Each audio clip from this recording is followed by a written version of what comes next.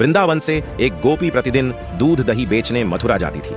एक दिन ब्रज में एक संत कथा करने आए। वो गोपी भी उनकी कथा सुनने गई। संत ने कथा में कहा, भगवान के नाम की बड़ी महिमा है। इस नाम का जाप करने से बड़े संकट टल जाते हैं। नाम तो भव सागर से तारने वाला है। यदि भव सागर से पार होना है तो भगवान का नाम कभी मत छोड़ना।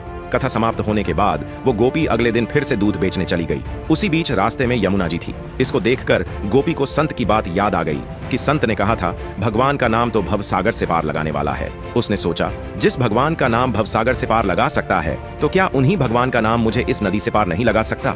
इसी निस्वार्थ भाव के साथ गोपी भगवान का नाम लेकर यमुना जी की ओर आगे बढ़ गई। अब जैसे ही उसने यमुना जी में पैर रखा तो लगा मानो जमीन पर चल रही है, और ऐसे ही वो सारी नदी पार कर गई। दूसरे पार पहुंचकर उसे बहुत ही प्रसन्नता हुई और मन ही मन सोचने लगी कि संत ने तो ये बड़ा अच्छा तरीका बताया पार जाने का।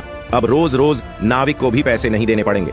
एक दिन गोपी ने विचार किया कि संत ने मेरा इतना भला किया है, मुझे उन्हें खाने पर बुलाना चाहिए। अगले दिन गोपी जब दही बेचने गई तब संत को भोजन का निमंत्रण दिया। संत तैयार हो गए और उसके साथ जाने लगे। अब बीच में फिर यमुना नदी आई। संत नाविक को बुलाने लगे तो गोपी बोली, बाबा आप नाविक को क्यों बुला रहे हैं, हम ऐसे ही यमुना जी में चलेंगे। संत बोले, गोपी कैसी बात करती हो, यमुना जी को ऐसे ही कैसे पार करेंगे। गोपी बोली, बाबा आपने ही तो कथा में कहा था कि भगवान का नाम लेकर भवसागर को भी पार किया जा सकता है, तो मैंने सोचा जब भवसागर से पार हो सकते हैं तो यमुना जी से पार क्यों नहीं हो सकते। मैं ऐसा ही करने लगी, इसलिए मुझे अब नाव की जरूरत नहीं पड़ती। संत को यह सुनकर विश्वास नहीं हुआ और वो गोपी को कहने लगे, पहले तू चल, मैं तुम्हारे पीछे पीछे आता हूँ। गोपी रोजाना की तरह नाम का आश्रय लेकर यमुना जी को पार कर गई। गोपी को देखने के बाद जैसे ही संत ने यमुना जी में पैर रखा तो झपाक से पानी में गिर गए। ये देखकर संत बहुत हैरान हो गए। अब गोपी ने जब देखा कि संत तो पानी में गिर गए हैं, तब गोपी वापस आई और संत का हाथ पकड़कर जब चली तो संत भी गोपी की भांति ही ऐसे चले जैसे जमीन पर चल रहे हों। ये चमत्कार देखने के बाद संत उस गोपी के चरणों में गिर गए और कहने लगे कि गोपी